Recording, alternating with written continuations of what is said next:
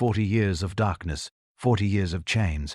Israel groaned under the iron fist of their enemies, and heaven seemed silent. But in the quiet hills of Zorah, something was stirring. An angel descended with fire in his eyes and a declaration that would shake nations. A child is coming. Not just any child. A boy who would never know the touch of a blade on his head. A man whose strength would defy nature itself. The Spirit of the living God would move through him like a storm, and armies would fall before him like grain before the sickle. His bare hands would tear apart lions. His fury would burn enemy fields to ash, one man against thousands, and the thousands would lose. But hidden in this promise of power was a warning, a shadow, a tragic flaw that would bring the mighty to his knees. The strongest man in the Bible was coming, and his story would be written in blood, betrayal, and one final earth-shaking act of vengeance. This is not just a story. This is prophecy becoming flesh. This is prophecy becoming flesh. This is to Samson. And it begins with a barren woman who heard the impossible. There was a man named Manoah from the tribe of Dan, who lived in a town called Zorah. His wife carried a heavy burden in her heart, a sadness that never seemed to go away. She couldn't have children. No matter how much she hoped, no matter how much she prayed, her arms remained empty. The book of Judges 13:2 tells us, there was a certain man of Zorah, of the family of the Danites, whose name was Manoah, and his wife was barren and bare not. In those ancient times, not being able to have a baby wasn't just a private pain. It was something everyone knew about. It was something people talked about, and for a woman in Israel, it felt like carrying shame everywhere. You went, but this woman's struggle was only part of a much bigger problem facing her entire nation. Israel was in trouble. The people had turned away from God, doing what was evil in his sight, and because of this, God had allowed their enemies to take control. The Philistines ruled over them with an iron fist. As Judges 13:1 explains, and the children of Israel did evil again in the sight of the Lord, and the Lord delivered them into the hand of the Philistines 40 years. 40 years. That's a lifetime for many people. Imagine growing up, never knowing what freedom felt like. Imagine your children being born into a world where the enemy controlled everything. Every single day felt heavy. Every single day felt hopeless. Manoah's wife couldn't give her husband a child, and her people couldn't break free from their enemies. The nation groaned under oppression, and she groaned under her own personal loss. Life felt completely stuck, like a door that wouldn't open no matter how hard you pushed against it. But what she didn't know yet was that God was about to change everything, both for her and for her people. One ordinary day, something absolutely extraordinary happened. Manoah's wife was alone, probably doing her regular daily tasks, when suddenly someone appeared before her. But this wasn't just anyone. This was the angel of the Lord himself, standing right there in front of her. Can you imagine? One moment you're going about your normal routine, the next moment a messenger, straight from heaven, is looking at you, speaking to you, speaking to you. The angel didn't waste any time with small talk or gentle introductions. He came with news that would shake her world and change her life forever. According to Judges 13:3, and the angel of the Lord appeared unto the woman, and said unto her, Behold now, thou art barren, and beest not, but thou shalt conceive and bear a son. Just like that, direct and clear. Yes, you can't have children. I know that. But listen, you're going to have a baby, a son. Think about what those words must have felt like hitting her ears. After all the disappointment, after all the empty years, after all the pain of watching other women hold their babies while her arms stayed empty. Now this a promise from heaven itself. This wasn't just any promise either. This was God himself breaking into her story at exactly the right moment. The angel knew her pain. He acknowledged it. He didn't pretend it wasn't real. But he also knew something she didn't know, something wonderful that was about to unfold. She would have a baby, a son. Her empty arms would finally hold a child. After all the years of waiting and wondering if it would ever happen, God was giving her the one thing she longed for most in this world. The impossible was about to become possible. But the angel wasn't finished talking. He had more to say, and what came next was crucial. This baby wouldn't be just any baby.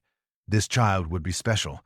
completely set apart for God's work from the very moment he was born. The angel gave her clear instructions, rules she had to follow carefully. These rules would shape not just her pregnancy, but her son's entire life. Judges 13 keys 4 and 5 lay it all out. Now therefore, beware, I pray thee, and drink not wine nor strong drink, and eat not any unclean thing. For lo, thou shalt conceive and bear a son, and no razor shall come on his head. For the child shall be a Nazirite unto God from the womb, and he shall be a Nazirite unto God from the womb, and he shall begin to deliver Israel out of the hand of the Philistines. Let's break down what the angel was saying. First, while she was pregnant, she couldn't drink wine or any strong drink, nothing that could make someone drunk. Second, she had to be careful about what she ate. She couldn't eat anything that God's law called unclean. These weren't suggestions. These were commands she had to obey. But here's the third rule, and this one would last for Asher's son's entire life. No razor could ever touch his head. Never. Not when he was a baby. Not when he was a boy. Not when he was a boy. Not when he grew into a man. His hair could never be cut, not even once. These three things were the signs of a Nazirite. Someone who was totally, completely dedicated to God, set apart, wholly different from everyone else. But why all these rules? Why was this so important? The angel made it crystal clear. This boy had a job to do. This boy had a purpose written out before his paw had a purpose, written out before he's even born. He would begin to deliver Israel out of the hand of the Philistines. After 40 long years of suffering under enemy control, after 40 years of oppression and pain, God was finally sending someone to start setting his people free. And that someone was going to be her son. The deliverer was coming through her womb. The woman didn't keep this incredible news to herself. She ran straight to find her husband. She had to tell Manoah everything that just happened. Imagine trying to explain this. An angel appeared to me. He said, "We're going to have a son. He gave me all these instructions. Our boy is going to start freeing Israel from the Philistines." How do you even begin to share something that amazing? When Manoah heard the whole story from his wife, his heart filled with wonder, but also with concern. Yes, this was absolutely wonderful news, the best news they could ever receive. But it also brought questions, big questions. How do you raise a child like this? What exactly should they do? What if they made mistakes? This wasn't going to be a normal parenting situation. This was raising a boy who was dedicated to God before he was even conceived. The weight of that responsibility must have felt enormous. So Manoah did exactly what any wise person would do in that situation. He prayed. He went straight to God with his concerns. Judges 13:8 records his prayer. Then Manoah entreated the Lord and said, "O my Lord, let the man of God which thou did send come again unto us, and teach us what we shall do unto the child that shall be born." Look at the heart behind that prayer. Manoah wasn't doubting the promise. He wasn't questioning whether this was real. He believed his wife. He believed God. But he wanted to be a good father. He wanted to do everything right with this special child. He was asking for help, for guidance, for more instructions. He wanted to know exactly what they should do to raise this boy the way God wanted. And here's something beautiful. God heard that prayer. When you come to God with an honest heart, when you're genuinely seeking to follow Him and do what's right, He listens. He really does. He doesn't ignore sincere prayers from people who want to obey Him. God answered Manoah's prayer, though not exactly the way Manoah might have expected. The angel came back, but he didn't appear to Manoah first. He appeared to the woman again. She was out in the field when the angel of God showed up a second time, and once again, Manoah wasn't there with her. Judges 13, s 9 and 10 tell us what happened. And God hearkened to the voice of Manoah. And the angel of God came again unto the woman as she sat in the field. But Manoah, her husband, was not with her. And the woman made haste, and ran, and showed her husband, and said unto him, Behold, the man hath appeared unto me that came unto me the other day. She didn't waste a single second. She didn't sit there having a long conversation first. She immediately took off running to get her husband. This was the moment he'd been praying for. The messenger was back, and Manoah needed to be there. She found him quickly and told him, "The man who came to me before, he's here again." They hurried back together, and this time Manoah got to speak directly with the angel. Judges 13:1 says, "And Manoah arose and went after his wife, and came to the man and said unto him, Art thou the man that spakest unto the woman? And he said, I am." Manoah wanted to make sure this was the same person, the same messenger, and the angel confirmed it. "Yes, I am the one." Then Manoah asked the question that had been burning in his heart. Judges 13:12 records it. And Manoah said, "Now let thy words come to pass. How shall we order the child, and how shall we do unto him?" This is what he really wanted to know. He wasn't asking if it would happen. He believed it would. He was asking, how? How should we raise him? What should we do with him? How should we do with him? How should we do with him? How do we handle this responsibility? Manoah was ready to listen. He was ready to obey whatever instructions came. The angel responded by repeating the instructions he'd already given to the woman. Judges 13:13 tells us, "And the angel of the Lord said unto Manoah, Of all that I said unto the woman, let her beware. Everything I told your wife, make sure she follows it carefully." Then in verse 14, he spelled it out again. "She may not eat of anything that cometh of the vine, neither let her drink wine or strong drink, nor eat any unclean thing. All that I commanded her, let her observe. No grapes, no wine, no unclean food. Follow every single thing I told her." Then the conversation took an interesting turn. Manoah wanted to offer hospitality to this messenger. Judges 13:15 says, "And Manoah said unto the angel of the Lord, I pray thee, let us detain thee until we shall have made ready a kid for thee. Stay with us," he said. "Let us prepare food for you. Let us cook a young goat for you to eat." But the angel's response was unexpected. Judges 13 verse 16 records what the angel said. "And the angel of the Lord said unto Manoah, Though thou detain me, I will not eat of thy bread. And if thou wilt offer a burnt offering, thou must offer it unto the Lord." "I won't eat your food," the angel told him. "But if you want to prepare that young goat, offer it as a burnt offering to the Lord instead. Make it a sacrifice, not a meal." Then Manoah asked another question. He wanted to know the angel's name. Judges 13:17 tells us why. "And Manoah said unto the angel of the Lord, What is thy name, that when thy sayings come to pass, we may do thee honor?" He was thinking ahead. When everything you've promised actually happens, when our son is born, we want to honor you properly. We want to know who you are, so we can give you credit and thanks. But the angel's answer was mysterious and wonderful. Judges 13:18 says, "And the angel of the Lord said unto him, Why askest thou thus after my name, seeing it is secret?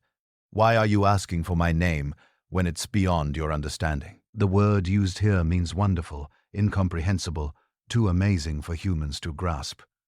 The angel's name wasn't something they could fully understand or explain. It was beyond them. So Manoah did what the angel suggested. He prepared a young goat and gathered a grain offering to go with it. He found a rock that would serve as an altar, and there he prepared to make an offering to the Lord.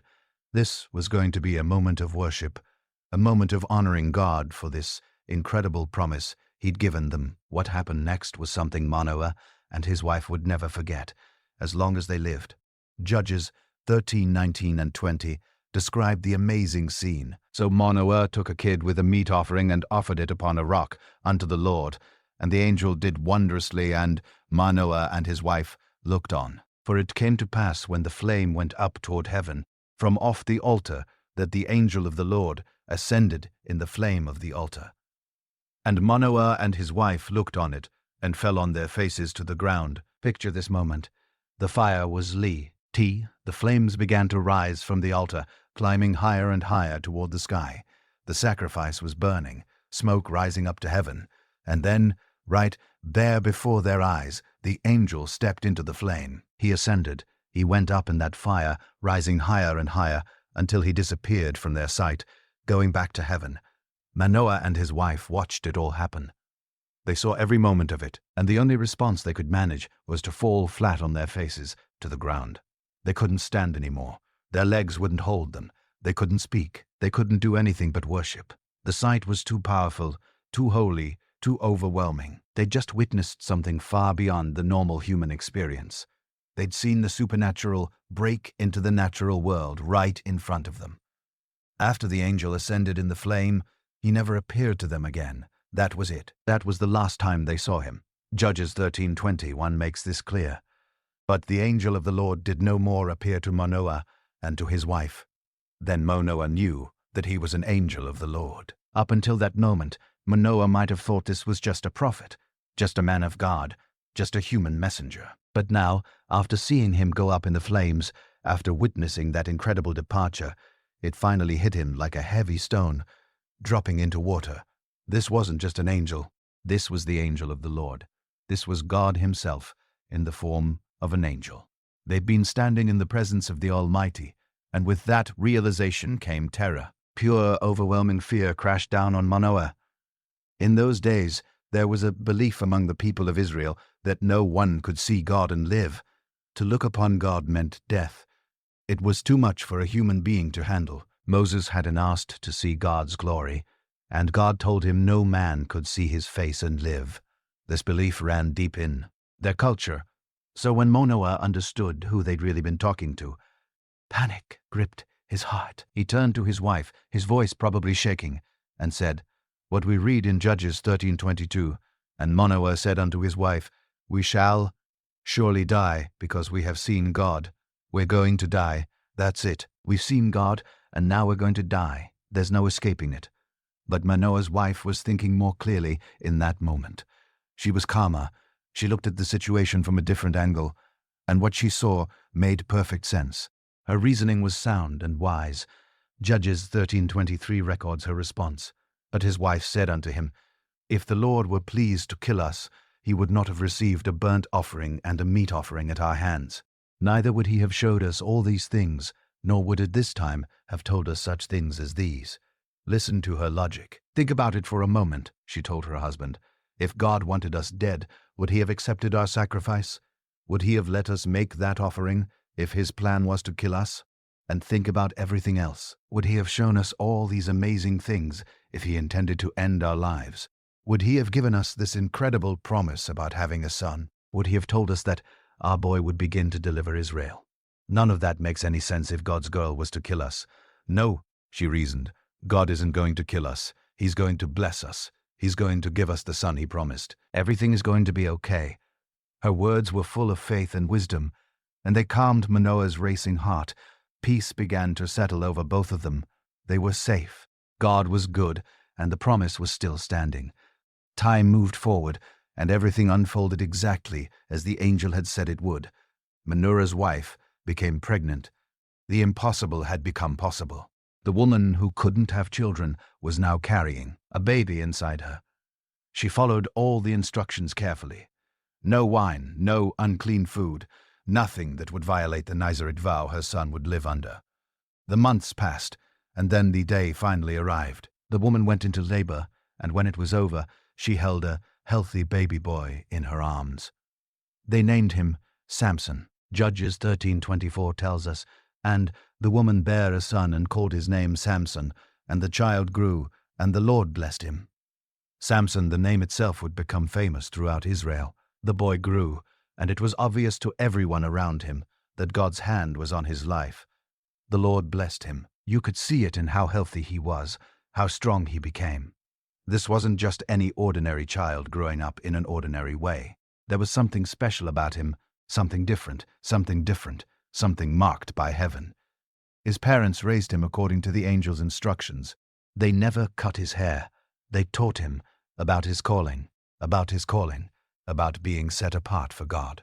They told him the story of how an angel had announced his birth, how the messenger had ascended in flames, how God had chosen him before he was even conceived. Samson grew up knowing he was different, knowing he had a purpose, but there was more happening than just physical growth.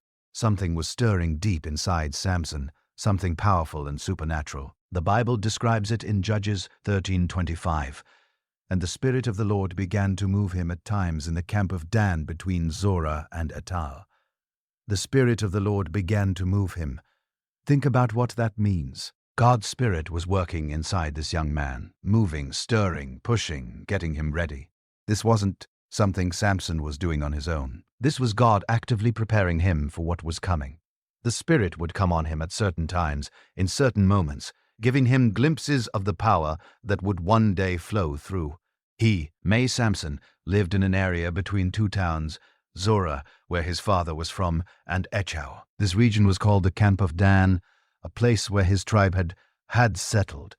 And there, in that specific location, God was doing his preparatory work. The boy who would begin to deliver Israel was growing up, getting stronger, and experiencing the first movements of God's Spirit in his life. The stage was being set for something incredible. Samson grew into manhood, and like any young man, he started noticing women.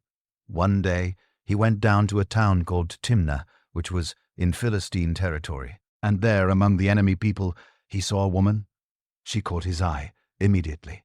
There was something about her that attracted him strongly. He looked at her, and in his heart, he decided this was the woman he wanted to marry. When Samson came back home, he went straight to his parents with his decision. Judges 14:2 tells us exactly what he said. And he came up and told his father and his mother, and said, "I've seen a woman in Timnath of the daughters of the Philistines. Now, therefore, get her for me to wife." Just like that, direct and clear. "I saw a woman in Timnah. She's a Philistine. Get the for me as my wife. Make the arrangements. This is what I want." Now, you have to understand this wasn't a small request. This was huge. The Philistines were Israel's enemies. They were the people who had been oppressing God's people for decades. They worshipped false gods. They lived completely different lives. And here was Samson, a Nazirite set apart for God from birth, saying he wanted to marry one of them. His parents were shocked. They couldn't believe what they were hearing. Judges 14:3 captures their response. Then his father and his mother said unto him, "Is there never a woman among the daughters of thy brethren, or among all my people, that thou goest to take a wife of the uncircumcised Philistines?" Think about what they were asking. Isn't there anyone among your own people? We have plenty of women in Israel, women from our own tribe, women who worship our God, women who understand our ways. Why do you have to go to the Philistines? Why do you want to marry someone from the uncircumcised enemy? But Samson wouldn't budge. His mind was made up. His answer was simple and stubborn. The end of verse 3 records his words. "And Samson said unto his father, Get her for me, for she pleaseth me well. Get her for me. She's right in my eyes. She's the one I want." He didn't care about the arguments. He didn't care about tradition or what made sense. He wanted what he wanted. Now here's something interesting that the Bible tells us. Samson's parents didn't know it, but there was actually something bigger going on behind the scenes. Judges 14:4 explains, "But his father and his mother knew not that it was of the Lord, that he sought an occasion against the Philistines, for at that time the Philistines had dominion over Israel." God was working through this situation. Samson's desire for this Philistine woman was going to create conflict. It was going to give Samson a reason to strike against the Philistines. His parents couldn't see it yet, but God was setting something in motion. So the arrangements were made, and Samson went back down to Timnah with his father and mother to move forward with the marriage plans. They were walking along the road, probably talking, probably planning, when suddenly something happened that changed everything. As they approached the vineyards of Timnah, danger appeared. Judges 14 verse 5 describes the moment. "Then went Samson down and his father and his mother to Timnath, and came to the vineyards of Timnath. And behold, a young lion roared against him." Out of nowhere, a young lion came charging towards Samson. This wasn't a sick lion. An old lion. This was a young, strong lion in its prime, and it was roaring, making that terrifying sound that freezes prey in their tracks. This lion was attacking, and Samson was the target. But something happened to Samson in that moment. Something supernatural, but something powerful, took hold of him. Judges 14:6 tells us, "And the Spirit of the Lord came mightily upon him, and he rent him as he would have rent a kid, and he had nothing in his hand, but he told not his father or his mother what he had done. The Spirit of the Lord came on him with power." That same spirit that had been stirring in him since he was young, now it rushed through him like a flood. And with that supernatural strength flowing through his body, Samson grabbed that roaring lion with his bare hands. No weapon, no knife, no club, just his hands. And he tore that lion apart like you tear apart a young goat. He ripped it to pieces. Think about that for a second. A lion, a young, powerful lion, and Samson just tore it apart with his bare hands, like it was nothing, like it was as easy as ripping a piece of cloth. The strength that flowed through him in that moment was beyond anything natural. It was the power of God moving through a man. But here's what's interesting. After it was over, Samson didn't say anything to his parents about it. He kept it to himself. Maybe they were walking separately and didn't see it happen. Maybe he moved ahead or fell behind. But whatever the reason, he didn't tell them. He didn't brag about it. He didn't make a big announcement. He just kept walking, and they continued their journey to Timnah. Time passed, and Samson made another trip down to Timnah. He was going back to actually marry the woman. Now the arrangements were complete, and it was time for the wedding. As he traveled along the same road, something made him curious. He remembered that lion he wanted to see what had become of it. Judges 14 verse 8 tells us what happened. And after a time he returned to take her, and he turned aside to see the carcass of the lion. And behold, there was a swarm of bees and honey in the carcass of the lion. Samson turned off the path and went to look at the dead lion's body. What he found was surprising. The carcass was there, but it wasn't alone. A swarm of bees had made their home inside it, and they'd been busy. There was honey, lots of honey right there in the lion's dead body. Now, according to the law, touching the dead body made you unclean, and Samson, as a Nazirite, was supposed to be extra careful about staying clean and pure. But Samson saw that honey and he wanted it. So he did something he probably shouldn't have done. Judges 49 describes it. And he took thereof in his hands, and went on eating, and came to his father and mother, and he gave them, and they did eat. But he told not them that he had taken the honey out of the carcass of the lion. He reached right into that dead lion's body and scooped out the honey with his hands. Then he ate it as he walked. It was sweet, it was good. And when he met up with his parents, he shared some with them, too. They ate it, enjoying the beard, enjoying the unexpected treat. But Samson never told them where it came from. He kept that detail to himself. They had no idea they were eating honey that came from the carcass of a lion. The same lion their son had torn apart with his bare hands. When Samson arrived in Timnah for his wedding, the Philistines put together a group of 30 young men to be his companions during the celebration. Judges 14:1 says, "And it came to pass, when they saw him, that they brought 30 companions to be with him. These men were supposed to celebrate with him, to be part of the wedding party." But Samson decided to make things interesting. He came up with a challenge, a riddle that nobody could possibly solve, unless they knew his secret. Judges 14:12 records what Samson said to them. "And Samson said unto them, I will now put forth a riddle unto you, if you can certainly declare it me within the 7 days of the feast, and find it out. Then I will give you 30 sheets and 30 change of garments. Here's the deal," he told them. "I'm going to give you a riddle. You have 7 days to solve it, the whole length of the wedding feast. If you figure it out, I'll give each of you a linen garment and a change of clothes. That's 30 complete outfits, expensive prizes." But there was another side to this bet. Judges 14:13 continues, "But if he cannot declare it me, then shall ye give me 30 sheets and 30 change of garments. If you can't solve it, then you give me 30 outfits. Fair is fair." The companions agreed to the challenge. They said, "Put forth thy riddle that we may hear it." "All right, tell us this riddle. Let's hear it."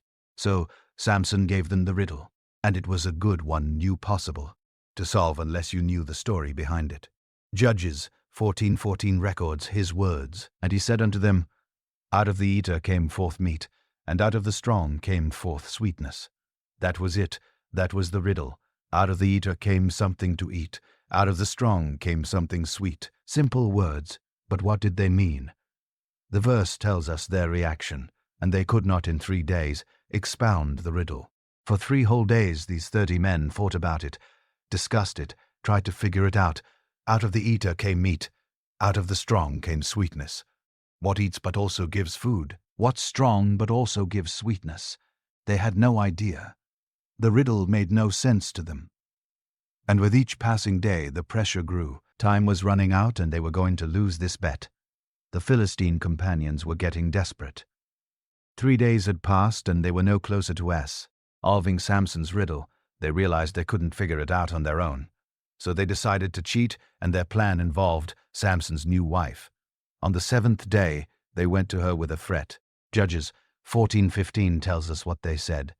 And it came to pass on the 7th day that they said unto Samson's wife, Entice thy husband, that he may declare unto us the riddle, lest we burn thee and thy father's house with fire.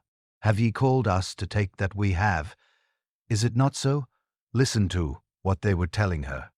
Get the answer out of your husband, or we're going to burn you and your father's family alive. Did you invite us here just to rob us?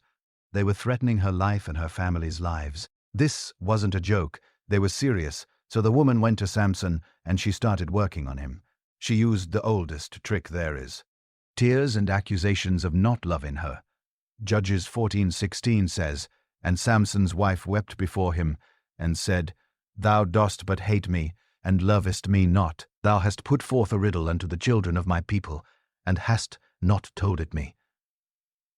She cried in front of him. You hate me, she said. You don't really love me. You gave my people a riddle, but you won't even tell me the answer. What kind of husband does that? Samson tried to reason with her. His response is in the same verse.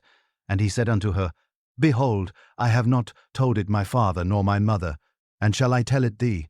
Look, he said, I haven't even told my own parents. Why would I tell you? It's a riddle. That's the whole point. Nobody's supposed to know. But she wouldn't stop. Judges 14:17 tells us, And she wept before him the part 7 days, while their feast lasted. For 7 days straight she cried. 7 days of tears, of begging, of accusing him of not loving her. Can you imagine, day after day after day, the same pressure, the same manipulation, the same emotional attacks, and ally Samson broke. The verse continues, And it came to pass on the 7th day that he told her because she lay sore upon him. He told her because she pressed him so hard, she wore him down.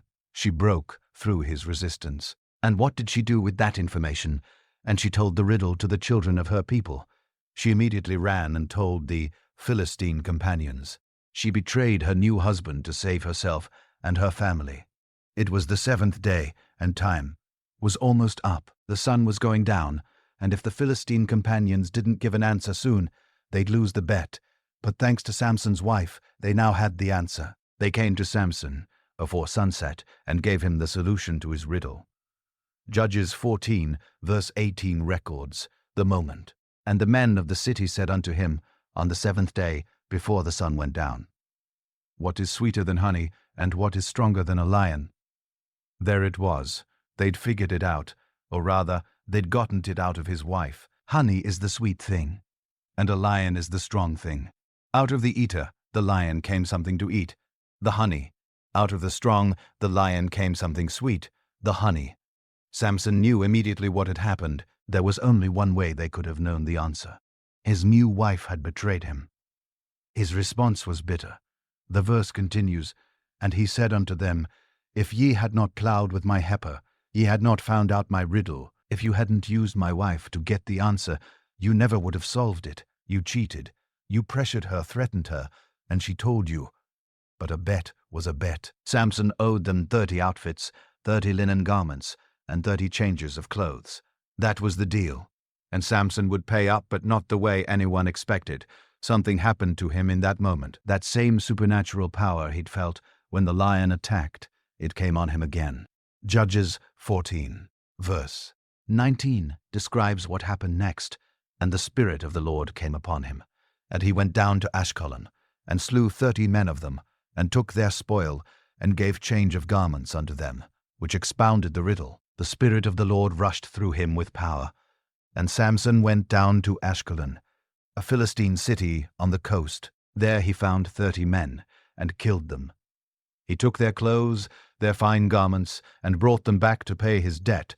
He gave those 30 outfits to the companions who'd solved his riddle.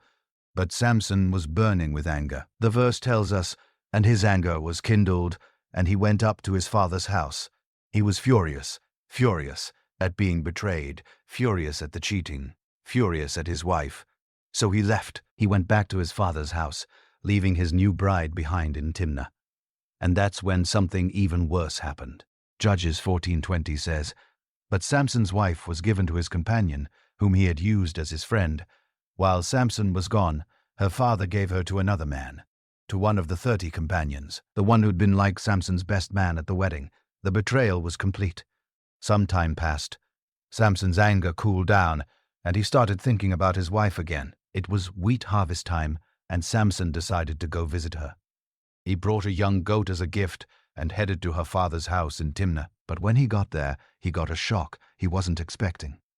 Judges 15:1 tells us, "But it came to pass within a while after in the time of wheat harvest, that Samson visited his wife with a kid, and he said, 'I will go into my wife, into the chamber.'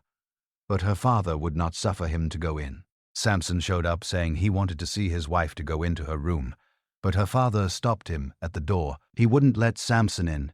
Then the father explained why." Judges 15:2 records his words. "And her father said, I verily thought that thou hast utterly hated her.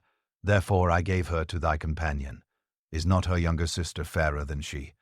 Take her, I pray thee. Instead of her, I really thought you hated her." The father said, "You left angry and never came back, so I gave her to your friend. But hey, don't worry. Her younger sister is even prettier. Take her instead." Can you imagine hearing that? Your wife has been given to another man and her father is offering you her sister as a replacement, like it's no big deal. Samson's blood must have boiled. He'd been betrayed at his wedding feast, and now he'd been robbed of his wife completely. Samson's response was cold and clear. Judges 15:3 says, "And Samson said concerning them, Now shall I be more blameless than the Philistines, though I do them a displeasure. Now I'm justified," he said. "Now I have every right to hurt the Philistines. Whatever I do to them, they brought it on themselves." And what Samson did next was creative and devastating. Judges 15:4 and 5 tell the story. "And Samson went and caught 300 foxes, and took fire brands, and turned tail, and put a fire brand in the midst between two tails. And when he had set the brands on fire, he let them go into the standing corn of the Philistines, and burnt up both the shocks and also the standing corn with the vineyards and olives." 300 foxes. Samson somehow caught 300 of them. Then he tied them together in pairs, tail. Between each pair of tails, he fastened a torch. Then he lit those torches on fire and released the foxes into the Philistines' fields. The foxes ran in panic, spreading fire everywhere they went.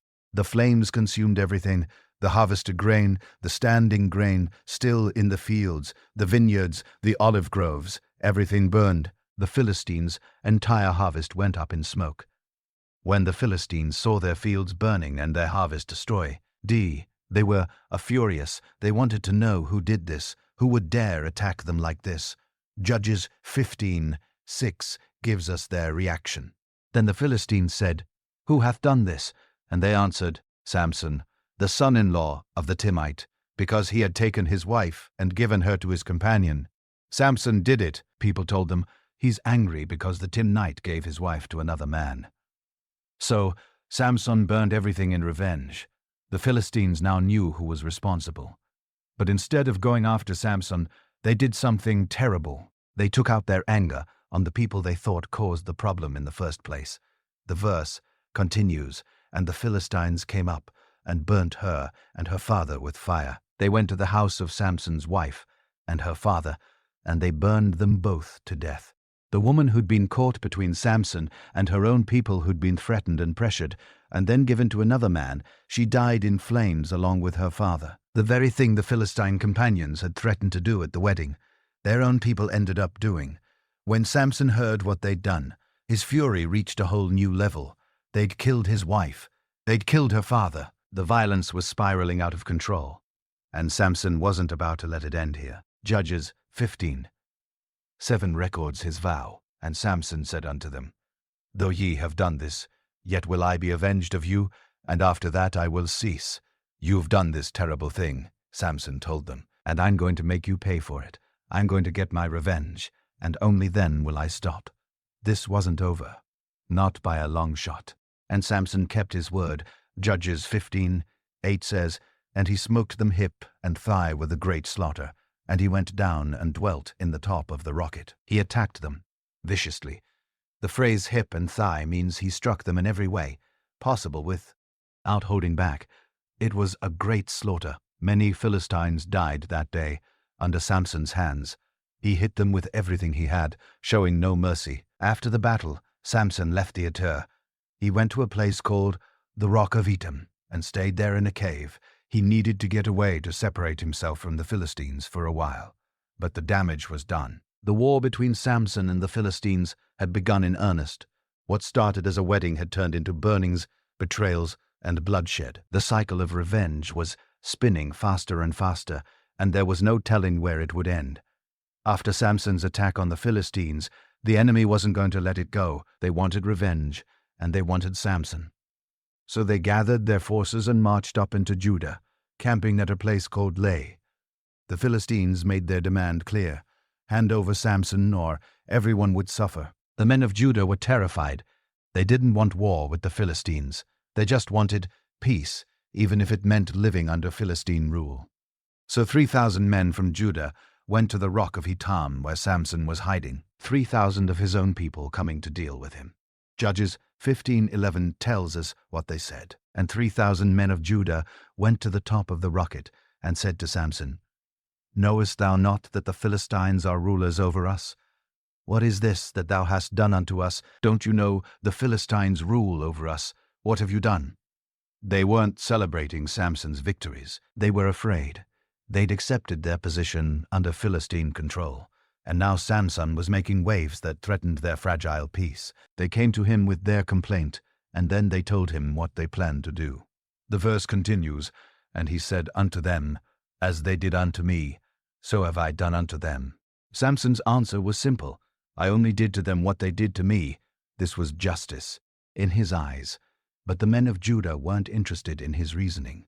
They had a different plan, and they shared it in Judges 15 verse 12. And they said unto him, We are come down to bind thee, that we may deliver thee into the hand of the Philistines. We're here to tie you up and hand you over to the Philistines.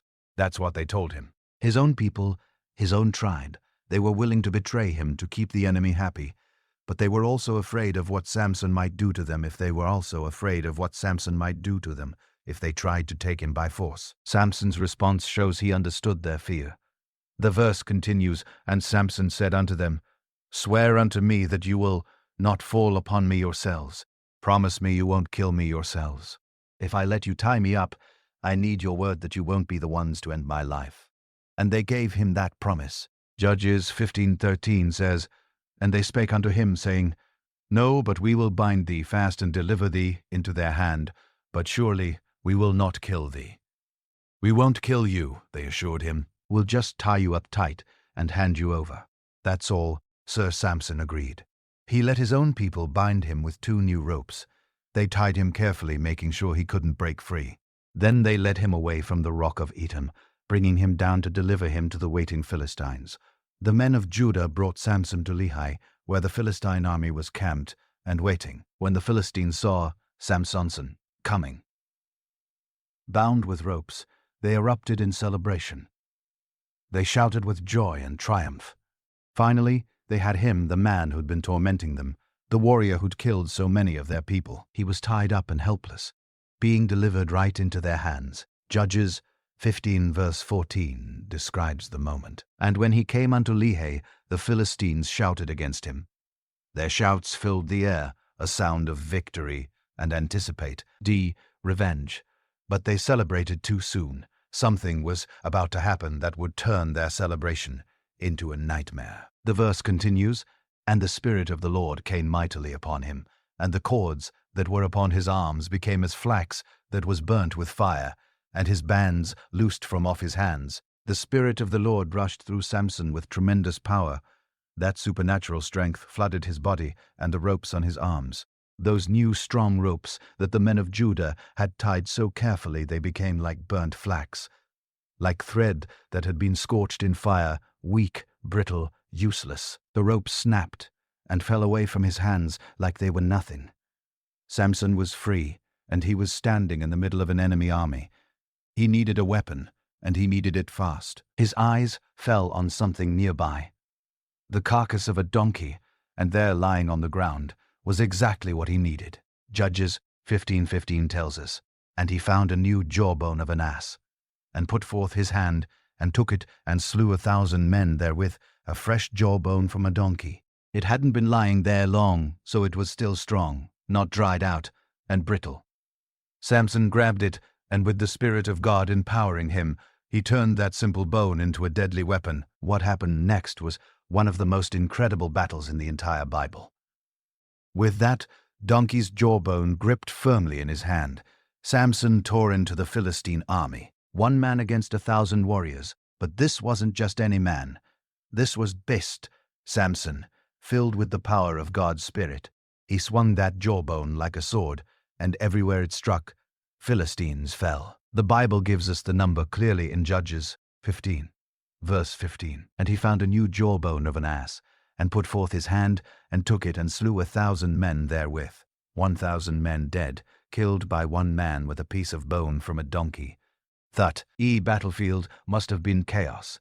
Bodies falling, soldiers retreating, trying to get away from this unstoppable warrior. When it was finally over, when the last Philistine had either fallen nor fled, Samson stood there victorious. And in that moment, he made up a little song about what he'd just done. Judges 15:1-16 records his victory poem, and Samson said, "With the jawbone of an ass, heaps upon heaps. With the jaw of an ass have I slain 1,000 men. With the donkey's jawbone, I've piled them up in heaps. With the donkey's jawbone, I've killed 1,000 men." It was a play on words in the original language. He was saying he'd made donkeys out of them, made fools of them, using nothing but a donkey's bone. The irony wasn't lost on him, and he celebrated it with this short, victorious song. After he finished his song, Samson threw down the jawbone. Judges 15:1-17 says, "And it came to pass when he had made an end of speaking, that he cast away the jawbone out of his hand, and called that place Ramoth-Leh. He named the place Ramoth-Leh, which means the hill of the jawbone, or jawbone hill. It was a memorial to what had happened there, the place where 1 man with God's Spirit defeated an entire army with nothing but a donkey's jawbone. But after the battle, Samson faced a different kind of problem. Fighting 1,000 men takes everything out of you. Even with supernatural strength, Samson was completely worn out, and worse, he was desperately thirsty. His body was screaming for water, and there was none. Judges 15:18 tells us what Samson did. "And he was sore athirst, and called on the Lord, and said, Thou hast given this great deliverance into the hand of thy servant, and now shall I die for thirst, and fall into the hand of the uncircumcised." He cried out to God. "You've given me this amazing victory," he prayed. "You used me to save your people, but now am I going to die of thirst? Am I going to fall into the hands of these uncircumcised enemies after everything we just accomplished?" It was an honest prayer, maybe even a desperate one. Samson had just won an impossible battle, but now he was in real danger of dying from simple thirst. And God heard that prayer. God responded with a miracle. Judges 15:1-19 describes what happened. "That God clave and hollow place that was in the jaw, and there came water there, and when he had drunk, his spirit came again, and he revived, wherefore he called the name thereof Enhekori, which is in Lehi, unto this day." God split open a hollow place in the ground at Lehi, and water gushed out. Fresh, clean water, exactly what Samson needed. He drank deeply, and as the water went down his throat, his strength came back, his spirit revived. He was going to live. Samson named that spring Enhekor, which means the spring of the caller, or the spring of the one who cried out. It was a reminder of how God answered his desperate prayer. The spring was still there when the book of Judges was written, a lasting testimony to God's provision for his servant in a moment of desperate need. Years went by, and Samson continued to judge Israel. But Samson had weaknesses, and one of those weaknesses was women. One day, Samson went down to Gaza, a major Philistine city on the coast, and there he made a choice that showed his character flaws.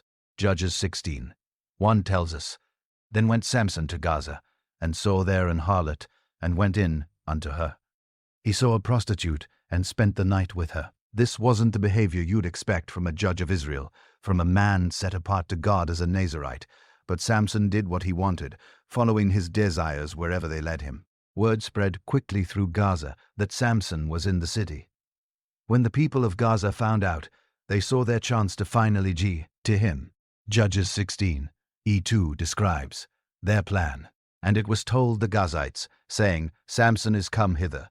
And they compassed him in, and laid wait for him all night in the gate of the city, and were quiet all the night, saying, In the morning when it is day we shall kill him." They surrounded the area and set up an ambush at the city gate. Their strategy was smart. Wait quietly through the night. Don't alert him, and then when morning comes and he tries to leave the city, they'd have him trapped. They'd kill him at dawn. But Samson didn't wait until morning. At midnight, while the Gazites were still waiting silently at the gate, Samson got up. And what he did next showed just how powerful he still was.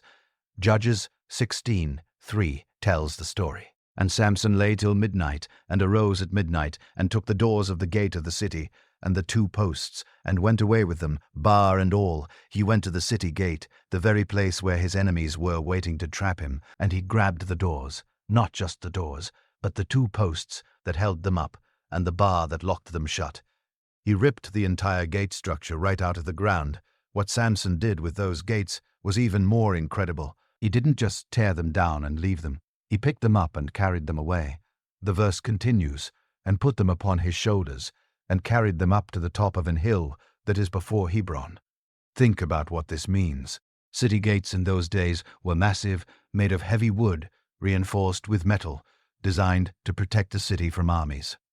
The posts that held them were set deep in the ground, and Samson pulled all of it up, hoisted it onto his shoulders, and carried it away, but not just a short distance.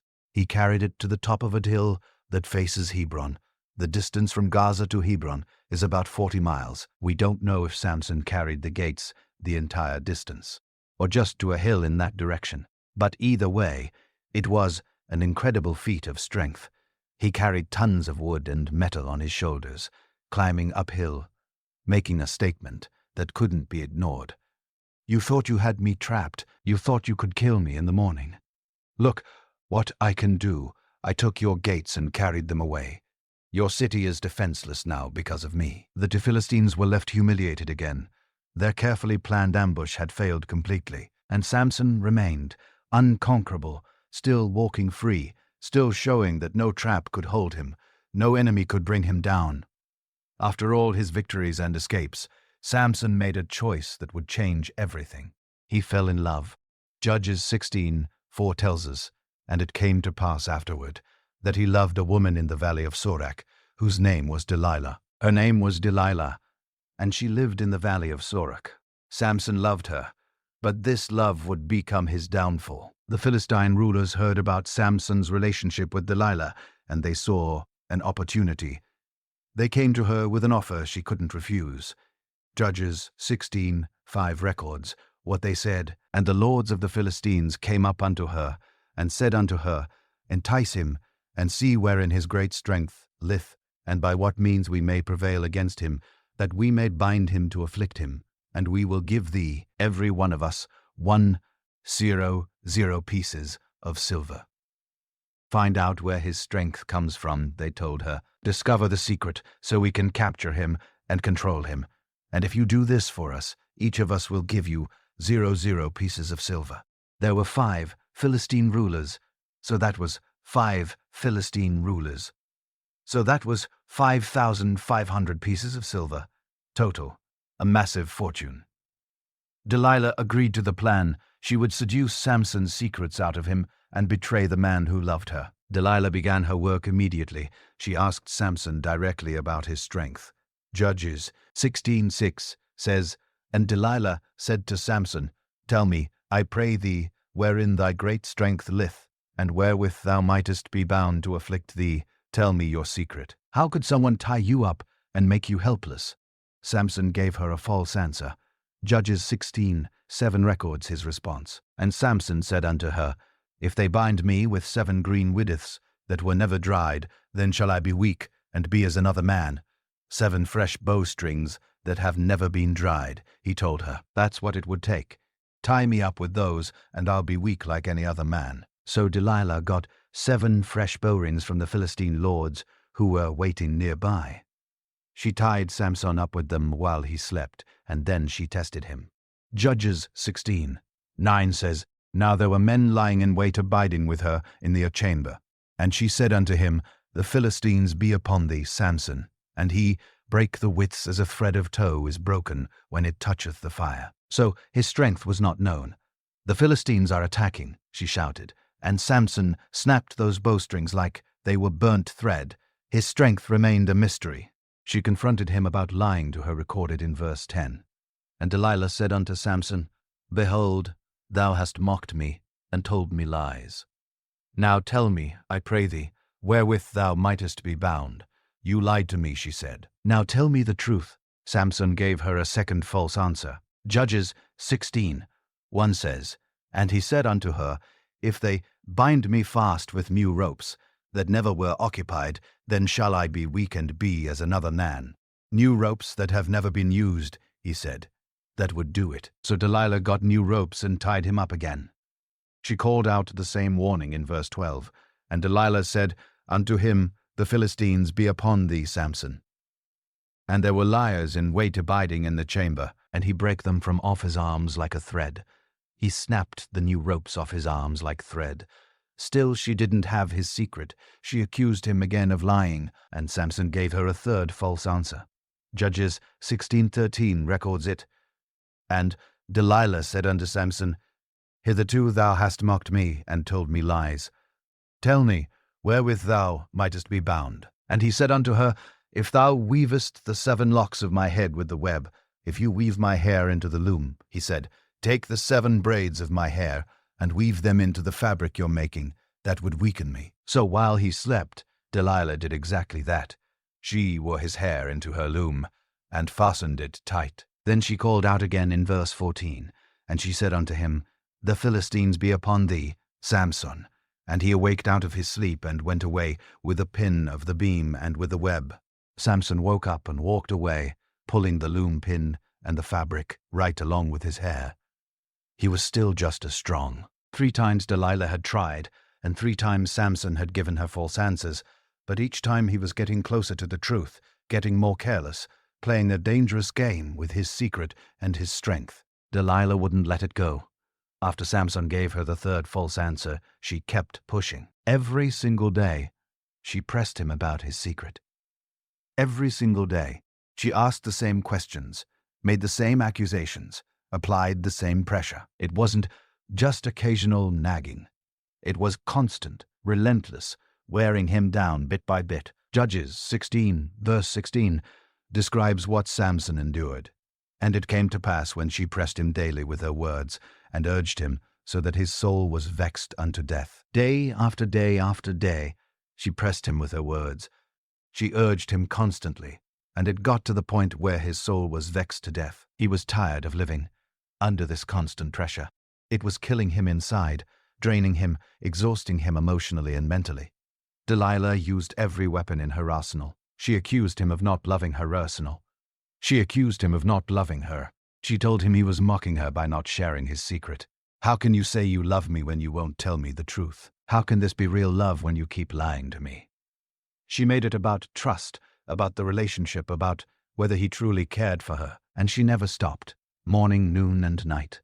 The same pressure, the same accusations, the same pleading. Finally, Samson reached his breaking point. He couldn't take it anymore. The constant nagging, the endless pressure, the emotional manipulation. It all became too much. He'd resistance 3 times, giving her false answers, playing the game. But now, his resistance was gone. His walls came down. He made the decision that would change everything.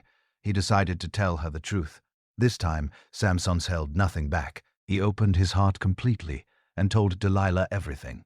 Judges 16:17 records his confession that he told her all his heart, and said unto her, There hath not come a razor upon mine head. For I have been a Nazirite unto God from my mother's womb. If I be a shaven, then my strength will go from me, and I shall become weak, and be like any other man. He told her his entire secret. No razor has ever touched my head, he said, not once in my entire life. Why?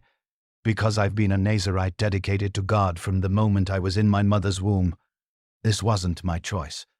It was decided before I was born. My parents received instructions from an angel. My long hair is the sign of my vow, the mark of my dedication to God. And then he told her the critical part. If someone shaves my head, my strength will leave me. I'll become weak.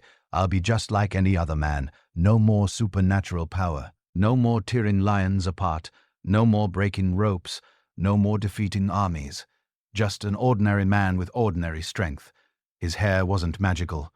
It was a symbol of his covenant with God. But when that symbol was removed, God's power would depart with it. This was the secret the Philistines had been trying to discover for years. This was the information worth 5,500 pieces of silver, and Samson had just given it freely to a woman who'd already tried to betray him 3 times. He knew what she was doing. He knew she'd been working with the Philistines. Yet he told her anyway, because he was worn down, tired, and couldn't resist her pressure anymore. Delilah knew immediately that this time was different. After 3 false answers, she could tell Samson was finally telling the truth. She could hear it in his voice, see it in his eyes, feel it in the way he spoke. This was real. This was the actual secret. Judges 16 verse 18 tells us what she did.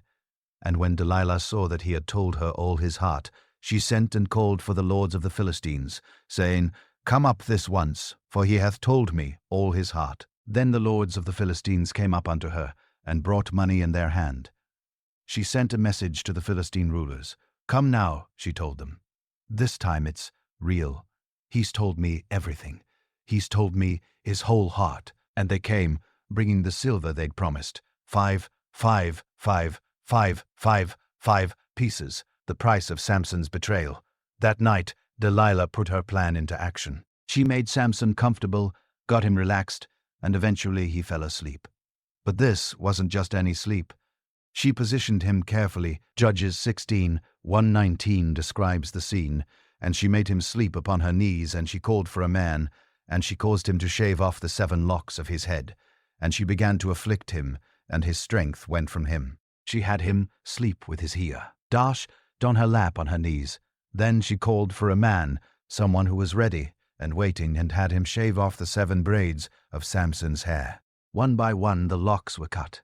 The hair that had never been cut since birth, the sign of his Nazirite vow, the symbol of his dedication to God, it all fell away, and with it went his strength. The power left him, draining away as the razor did its work. Samson was still sleeping when Delilah decided it was time to test whether it had worked. She'd been through this routine 3 times before, but this time would be different. She called out the same warning she'd used before. Judges 16:20 tells us, And she said, The Philistines be upon thee, Samson. And he awoke out of his sleep, and said, I will go out as at other times before, and shake myself. And he wished not that the Lord was departed from him. The Philistines are attacking you, Samson. And Samson woke up probably, groggy, probably thinking, Here we go again. He thought to himself, I'll do what I always do. I'll shake myself free. I'll break whatever they've used to tie me up, and I'll show them once again that they can't capture me. He expected the same result as the previous 3 times, but something was terribly wrong, and Samson didn't realize it yet. The verse tells us clearly, he didn't know that the Lord had departed from him. God's presence, God's spirit, God's power, it was gone. The source of his supernatural strength wasn't the hair itself. It was the Lord. The hair was just the sign of the covenant. When Samson broke that covenant by allowing his hair to be cut, God withdrew his power. This time, when Samson tried to shake himself free, nothing happened. The Philistines grabbed him, and he couldn't fight them off. For the first time in his entire adult life, Samson was weak. For the first time ever, his enemies were able to capture him. He must have been. And confused, terrified, realizing too late what he'd lost. The mighty judge of Israel, the warrior who'd killed 1,000 men with a jawbone, the man who'd torn apart a lion, he was now just an ordinary man in the hands of his enemies. The Philistines had Samson in their power, and they weren't going to be merciful. They'd suffered too much at his hands. Too many of their people had died. Too many of their plans had been ruined. Now they had their chance for revenge, and they took it in the cruelest way possible. Judges 16 verse 21 describes what they did, but the Philistines took him and put out his eyes and brought him down to Gaza and bound him with fetters of brass, and he did grind in the prison house. First they gouged out his eyes. They blinded him, taking away his sight forever. Imagine the pain, the horror, the permanent darkness that descended on Samson in that moment. He would never see sunlight again, never see another human face, never see anything ever again. Then they bound him with bronze chains, strong, heavy shackles that locked around his limbs, and they took him down to Gaza. Of all the places they could have imprisoned him, they chose Gaza. This was the city whose gates Samson had torn out and carried away. This was the place where he'd humiliated them. Now he was back, but not as a conqueror, as a prisoner. In Gaza, they put him to work. They made him grind grain in the prison house. The work normally done by animals or slaves. The mighty Samson, the judge of Israel, was now pushing a millstone in circles like an ox, grinding grain in darkness. The man who'd been set apart for God's service from birth was performing the lowest, most humiliating labor. Day after day, walking in circles in the dark, pushing that heavy stone, grinding grain for his captives. It was a complete reversal of everything he'd been. The strongest man in the world had become the weakest prisoner. But something was happening that the Philistines didn't pay attention to. Something small but significant. Time passed in that dark prison. Days turned into weeks. Weeks turned into months. And during all that time, nature was doing what nature does. Judges 16, verse 22 gives us one simple sentence. Howbeit the hair of his head began to grow again after he was shaven. The hair on Samson's head started growing back. It began to grow again after it was shaved. This might seem like a small detail, just a natural occurrence. Hair grows. That's what it does. But this wasn't just about hair. It was about hope. It was about possibility. It was about potential restoration. The Philistines didn't notice. Or if they noticed, they didn't care. What difference did it make if the blind prisoner's hair was growing? He was chained up. He was blind. He was broken. His hair growing back didn't change anything in their eyes. They'd won. Samson was defeated. The threat was over. But they didn't understand the significance of that hair. They didn't realize what it represented. The Nazirite vow that had been broken could potentially be renewed. The sign of dedication to God was returning, and with it came the possibility, just the possibility, that God's power might return as well. The hair growing back didn't automatically mean Samson's strength was coming back, but it meant the door was opening again. It meant Samson's time of humiliation might be drawing to an end. It meant that maybe, just maybe, there was one more chapter in this story yet to be written. The Philistine rulers decided to throw a massive celebration. They gathered together to make a great sacrifice to their god Din. In their minds, Din had given them victory over Samson. Their false god had delivered their enemy into their hands. So they prepared a festival to honor Din and celebrate their triumph. Judges 16 verse 23 describes the gathering. Then the lords of the Philistines gathered them together for to offer a great sacrifice unto Dagon their god, and to rejoice, for they said, Our God hath delivered Samson, our enemy, into our hand. Look what our God has done. They said, and has delivered Samson to us. They gave credit to their idol, not realizing that Samson's capture had nothing to do with Dagon's power and everything to do with Samson's broken covenant with the true God. The celebration grew bigger. More people came. Judges 16:4 tells us, And when the people saw him, they praised their God, for they said, Our God hath delivered into our hands our enemy and the destroyer of our country, which slew many of us. The people praised Dagon. They called Samson the destroyer of their country, the one who killed many of them. And now he was in their power. It was a moment of triumph, a moment of vindication. As the celebration continued and the wine flowed, the people's hearts grew merry. They were having a great time, drinking, celebrating, feeling victorious. And then someone got an idea. Judges 16:2 says, "And it came to pass when their hearts were merry, that they said, Call for Samson, that he may make us sport. And they called for Samson out of the prison house, and he made them sport, and they set him between the pillars. Bring out Samson, they said. Let's make fun of him. Let's mock him. Let's have some entertainment at his expense." So they brought the blind, chained prisoner out of his cell and into the temple. The once mighty warrior was now their entertainment, their joke. They laughed at him, mocked him, made him perform for them. And while all this was happening, the temple was packed. The verse continues in Judges 16:27. "Now the house was full of men and women, and all the lords of the Philistines were there. And there were upon the roof about 3,000 men and women that beheld while Samson made sport. The entire building was filled with people. All 5 Philistine rulers were there, and on the roof alone there were about 3,000 men and women watching Samson being humiliated." This was the biggest gathering of Philistine leadership and citizens, all in one place, all celebrating, all thinking they'd won. Samson stood there in the temple, blind and mocked, being used as entertainment for his enemies. At some point, they positioned him between the 2 main pillars that held up the building. These were the central support pillars, the ones that bore the weight of the entire structure. Samson spoke to the young servant who was guiding him. Judges 16:26 tells us what he said. "And Samson said unto the lad that held him by the hand, Suffer me that I may feel the pillars whereupon the house standeth, that I may lean upon them. Let me feel the pillars," he said. "Let me touch them so I can lean against them." It seemed like a reasonable request from a tired blind man. The servant let him do it. But Samson wasn't just looking for something to lean on. He was positioning himself. And then in that moment, Samson prayed. It was his final prayer, and it came from a broken heart. Judges 16:28 records his words. "And Samson called unto the Lord and said, O Lord God, remember me, I pray thee, and strengthen me, I pray thee. Only this once, O God, that I may be at once avenged of the Philistines for my 2 eyes. Lord God, remember me. Strengthen me just this once, just one more time. Let me get revenge on the Philistines for my 2 eyes." He wasn't asking for a long life. He wasn't asking to be rescued. He was asking for one final moment of strength, one last act of judgment against his enemies, one final use of the power that once flowed through him. Then Samson positioned himself carefully between the 2 pillars. Judges 16:29 says, "And Samson took hold of the 2 middle pillars upon which the house stood, and on which it was borne up of the one with his right hand, and of the other with his left. He grabbed both pillars, one with his right hand, one with his left hand.